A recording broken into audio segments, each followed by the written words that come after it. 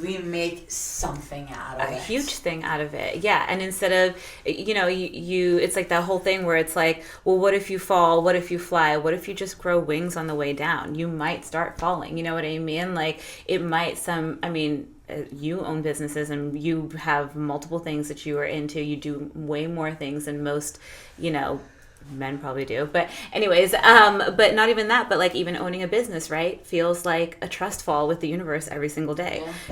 And a trust fall with yourself every single day, right? You doubt yourself. Like, did I do this wrong? Yeah. Or am I going to do it wrong? Am I good enough? Yeah. Am I going to do it enough? Are people going to listen to me? Do I have enough experience? Am you know I what I mean? Enough? Yeah. Am I pretty enough? Am I pretty enough? Okay? Do I look like the part? Yes. Like, there's so many questions and so many things, but none of it matters. And the thing is like we're not alone in doubting ourselves, right? Like every woman has a something that keeps them from being their utmost divine feminine self, Yeah. And if we don't approve ourselves, if me and you don't have that confidence to say, Helen or Nikkita, I approve myself. Yeah. I'm okay with myself. When I believe in myself, then I can reflect that in outside world. Then people come and they give me the credit. No.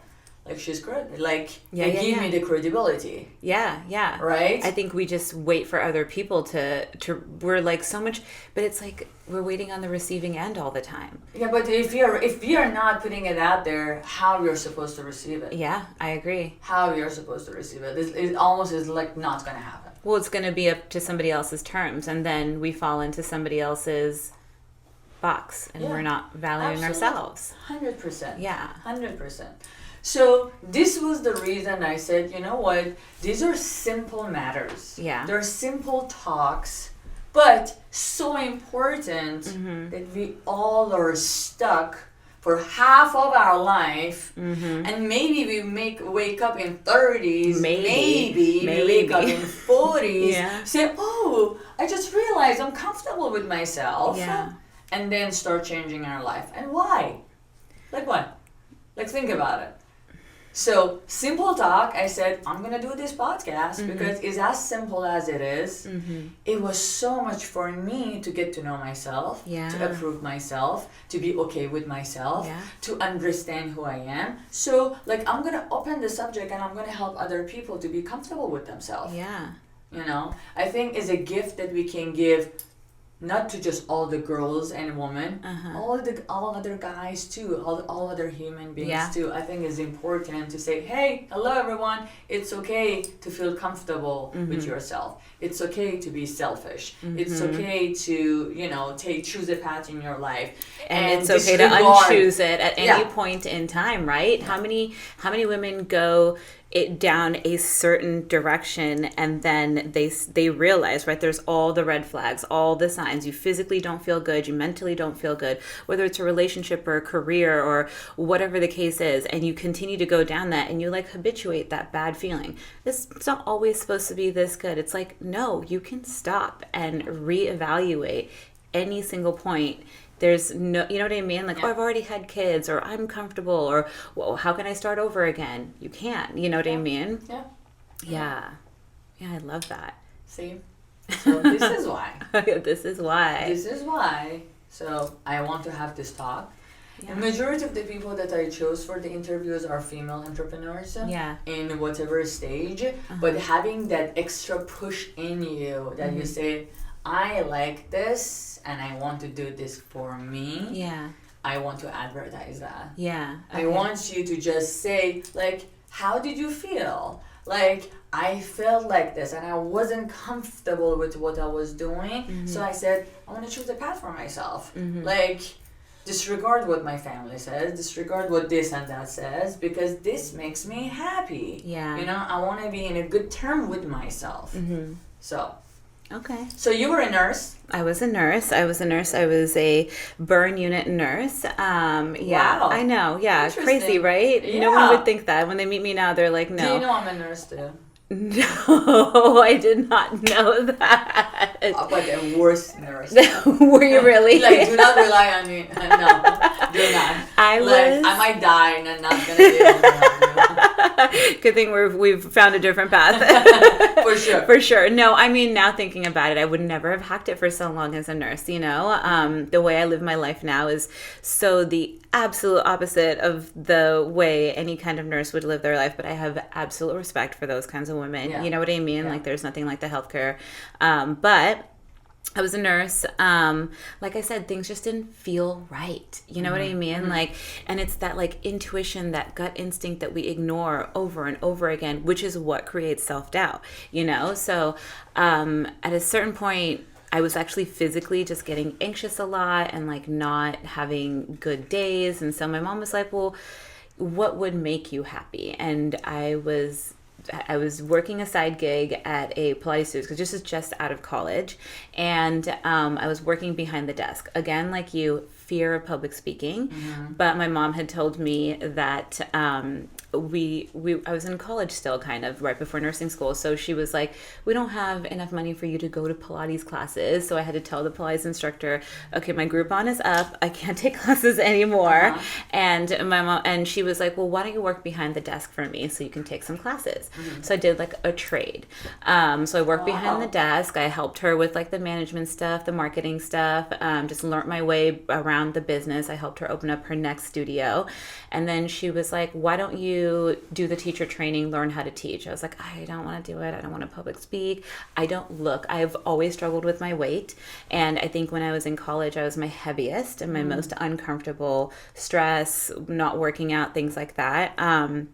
And I was like, I don't look like a Pilates instructor. Like, you know, just those normal, 20, 21-year-old things, right? Mm-hmm. I'm still any girl's things, any age, right? And that, after I learned how to teach, one day Katie, my boss, she couldn't make it into the studio. I was working behind the desk. Something happened with her kids, and she was like, you got to teach the first like 15 minutes of class. And I was like, okay. So I got up there and I taught, and just like that, boom. It was like, all right, this is like this like a cool like feeling of like power, but I'm scared, but I'm, you know, kind of the same thing that we all go through when we say yes to a scary thing. And that kind of got me going. I was like, okay, so I'm going to take this seriously. I'm going to start teaching. And then, I don't know, just once I became an actual nurse, I was doing this part-time. I would nurse and then I would nurse. That's how much I know it. I would go do my shifts and then I would go to the Pilates studio. And my mom finally was like, you know, something feels not right. Let's like shift. And I was so grateful because my mom's a single mom and she worked so hard to put me into school. So I never would have said anything. I never would have said, hey mom, you know, because in my culture, that's like not, you know, not disrespectful, right?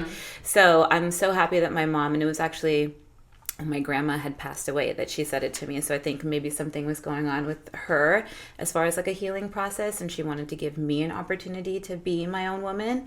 So I'm grateful for that. And I was like, yeah, I mean, it would be really cool to own my own place. And so I was in San Diego at the time and moved up here. And next thing I knew, it took me about 6 months to find a space. I didn't know anything about running a business. I was like Googling things and how to come up with a business plan and what would it look like to do this and colors and things and leases, and just everything was so new. But it was like the coolest adventure, right? Like some days I'm pulling my horse through quicksand and other days I'm like soaring on my dragon, like, and it's still like that life, right? Yeah. So that's how we first opened, and it's 8 years later and we've evolved. I mean, my relationship with movement and my relationship with myself has evolved, and my business is a mirror of me. So everything that happens to me, I share with my clients, I share in the studio. So, you know, now we're not so much about like working out hard and pushing against resistance. We're more so about, you know, what is this conversation with, or the conversation like with our body. And, you know, we set intentions at the beginning of every single class. Yeah. I mean, because I think that if I'm feeling it, they're feeling it too, right? Yeah. Especially after the pandemic, we all opened up again, and women were coming into the studio, and the first things out of their mouth was, I haven't worked out in 2 years. I haven't done anything for myself in 2 years. I feel uncomfortable. I'm like, yeah, well, join the rest of the people in the room. Nobody's done anything for themselves for the past 2 years, you know? We've all been feeling the same kind of discomfort. And then me being, I guess, an empath, I started to feel it on them, and I was like, all right, let's slow this down. It's not about what you used to be. We have to just recreate ourselves now. And then last year, in the beginning of the year, I was kind of going through my own journey with like healing from bad relationships with significant others, and kind of finding myself being in this position where, okay, like, why am I constantly allowing myself to date the wrong person? Like, what is that self-worth like thing where I'm sitting and I know he's got other girls on his speed dial, you know what I mean? Yeah. Like, and I'm just like, you just know, you have the feeling, you know. You just touched a very nice subject, which I want to come back to. This. So don't forget, because I want to come back and talk about why do we have to even date when we're not even ready. So don't forget that, but I want to go back to the subject of opening your business, because like how it was, which it was amazing what you're saying, your business is also reflecting of how you feel. So how important is to feel good, because more and more you feel good about yourself, you reflect it on your day-to-day, you reflect it on your mood or your behavior with others, how you treat yourself, and how successful you are in your own business. And just taking care of you, taking care of you makes you feel good, and putting yourself priority makes you feel good. So being in touch with our feeling, understanding why we feel sad or insecure or alone, or why we do what we do, I think it plays a very, very big role in our life. 100%. And I think for me, it flopped, like it was a weird kind of like mirror reflection type situation, right? Like in the beginning, I was working so much. I was like really to the point where everything was feeding into the studio and nothing was feeding, like for me, like I was not pouring into my own cup. And then I started to see how much my clients and my team were starting to look up to me for being, you know, the quote unquote like badass, or someone who's just like always doing all the things. And I was like, okay, that's really amazing, but like, what am I doing for myself? You know what I mean? Correct. And then I had to like really sit down with myself and say, okay, well, now we have to like create a little bit more structure, not just in the studio, but at home. And, you know, I think it's just about just like closing your eyes and like visualizing the best version of you, you know what I mean? And like not what she looks like, not, you know, how what she is to other people, but how she feels. You know what I mean? Like, what does it feel like? What we are or who we are for other people is not our priority. No. First, I need to be good to me. Yes. I need to be good to me. Yes. Like 100%. You are not my priority. No. I know that doesn't sound right or nice. But why not? No, because that's not accepted for us to say. Of course. But if I'm not nice to me, I will never be nice to you. No.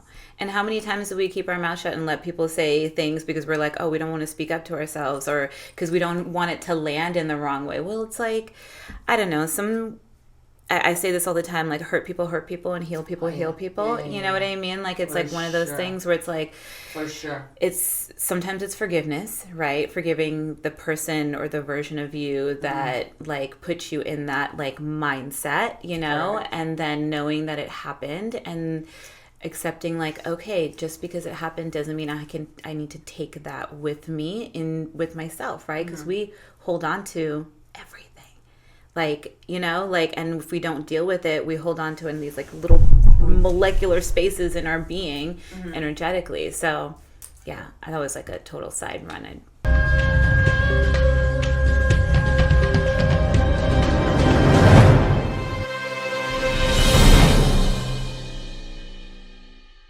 Okay everyone, welcome to Femme Fatale by Helen. I was so excited and I didn't want to cut off whatever we are talking about, so I decided to continue on my conversation with her. But I'm here with Nikkita, And she owns a studio, Benefit Body Fitness, and then she does... At the studio, we practice Pilates. Which is what she created herself. It's a movement modality that I created that works on and off the reformer. Very nice. Yeah. Thank you so much for being here. Thank you for having me. So we're going to continue our chit-chat. Okay. And then, so basically what he does is he's going to cut whatever we don't want and then continue wherever we're going to use it. Cool. Okay? So I want to go back and talk about, let's say, like a different subject. Let's say fear. You know? My hand just tingled with that one. Right? Even now, so many steps of my life on yearly basis, when I'm doing whatever, when I start a new project, like I feel the fear all over my body. And it's like, people will think, oh, like you have fear or you have this and that, but it's a process, because every time is a new form, every time a new stage, a new formula. It just like, and I feel like I have to feel this fear, and I just do it anyway. Yeah. Like I have to do what I need to do. So I want to talk about the subject of fear. I want to ask you, how do you deal with it? Well, I mean, fear, first of all, is a learned behavior. You know what I mean? Like, and we all have different fears depending on our life experience, right? So my fears might be different than yours, but 100%. Energetically, and if we think about things energetically, energy cannot be created or destroyed. It can only be converted or amplified, right? So if fear is an energy, regardless of where it is coming from or going towards, you can either amplify that fear, right, and become its victim, or you can convert it. And the easiest and simplest thing to convert fear into is curiosity, right? And that curiosity will then convert itself into power. So I think that, like today, for instance, right, like being afraid of being here and you know, being exposed, it's more so of a, well, what if, you know, what if this is fun? What if this opens the door to a different kind of thing? And already I can tell you this, tomorrow's Nikkita is not going to be the same version of her that woke up today just because of this experience. Because you faced it. Yeah, 1000%. Like, okay, yeah, right? Yeah. Like what's going to happen? Yeah. What's going to happen if you go through the experience? I mean, right? Yeah. Worst case, I come in here and I don't have anything to say at all, but I'm pretty sure you will no, make like me. I knew for sure me and you have would stuff have to so say. much to say. I know Danny was like, I'm going to leave. I was like, yeah, it's probably best. Was he planning to stay? No, he was just like, he was like, what do I do? And I was like, well, you could figure out where we could go eat dinner. That's what you could do. That's awesome. Yeah. Okay.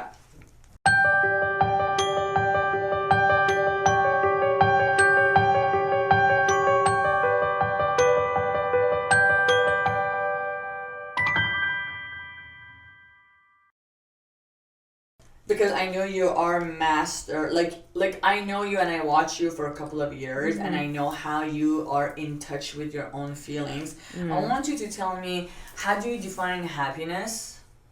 And then what do you do in order to feel happy? What needs to happen to you in order for you to feel happy?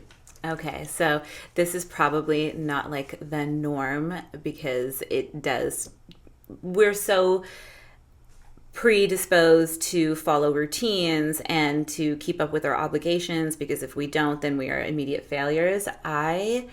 Happiness is a state of being and a state of mind, and I am constantly checking in with myself. It actually makes it hard for people like my close friends, significant others, family members. They know I can make a plan to do something with them 2 weeks down the road, and then the day comes and I'll just be like, what's my vibe today? You know what I mean? And depending on that vibe, I'll do whatever, you know?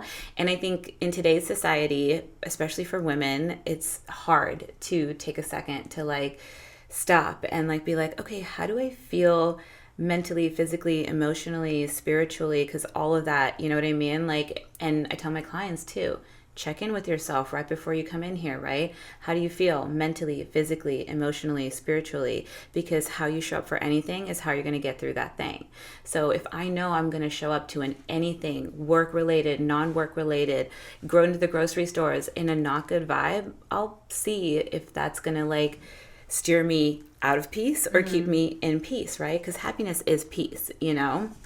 And most of us, and I think it's actually like glorified these days, is to just be running around like chickens with our heads cut off, and we never stop and ask ourselves, okay, like, why am I doing this? Is this the thing that the present version of me wants to do today? Or do I just feel like I have to do it because I'm going to let other people down?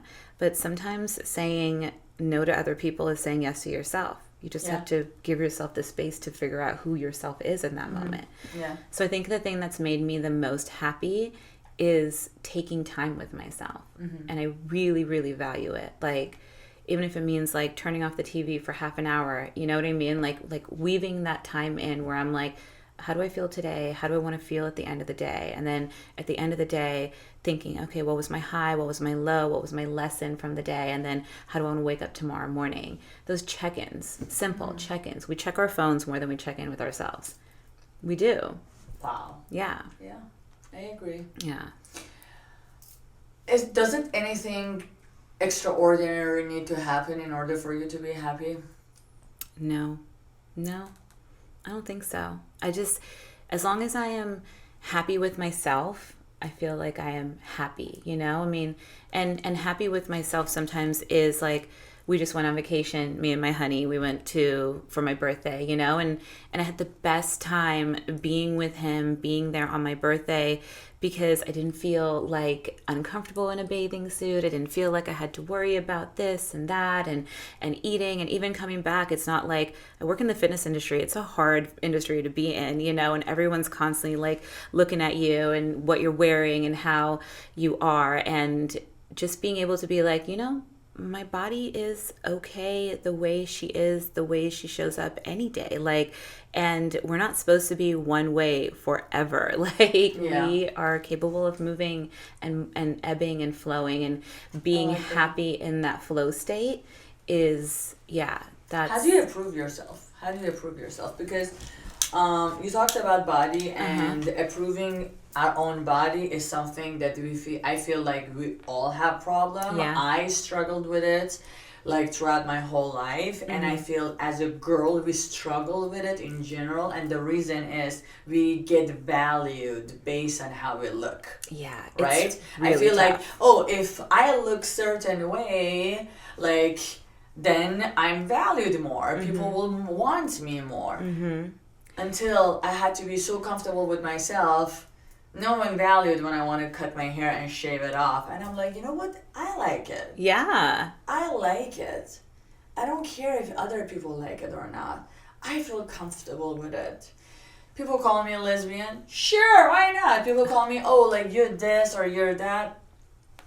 Like, I got to a stage that I had to realize my body, I need to feel good in it by me. I think it's you defining what that is, though, right? You know, and not letting society define beauty for you, right? Like, accepting that, like, beauty comes in many shapes and forms, and like, we are just one of those forms. And regardless of what you believe in, I mean, this is just a temporary vessel for whatever we're supposed to do in this lifetime, right? Like, this is my vessel. My soul is going to come into this another vessel in another lifetime and do another thing, and hopefully have a different kind of purpose. Correct. I mean, that's a totally different story than what we're saying right now, and I think it's harder for anyone to come with that, but I think it starts with acceptance. And again,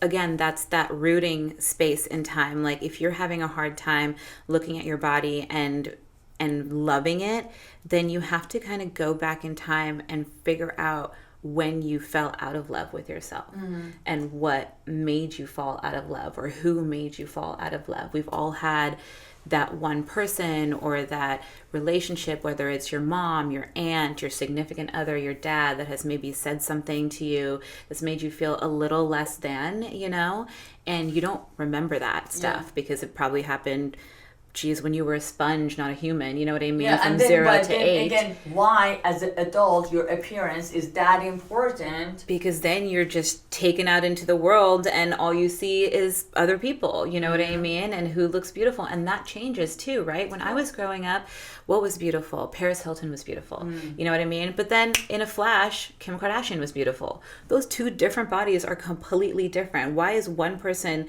relative at one point and then the other person is relative at the other point? You know what I mean? Yeah. And why is nothing in between that celebrated?